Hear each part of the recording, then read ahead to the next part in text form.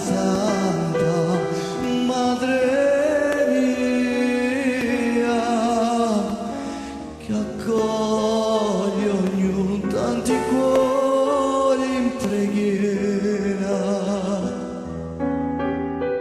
Non negare quest'oggi che ha tanto peccato, prego al suo dolore.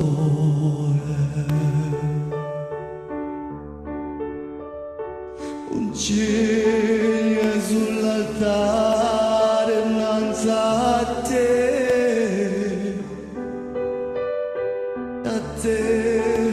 quell'innocenza c'è.